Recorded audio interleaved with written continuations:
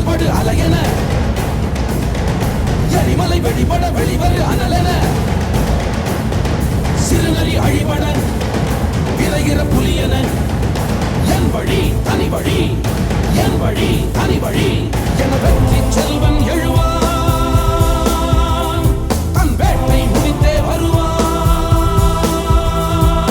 என் வழி தனி வழி என் வழி தனி வழி என் வழி தனி வழி என் வழி தனி வழி என் வழி தனி வழி.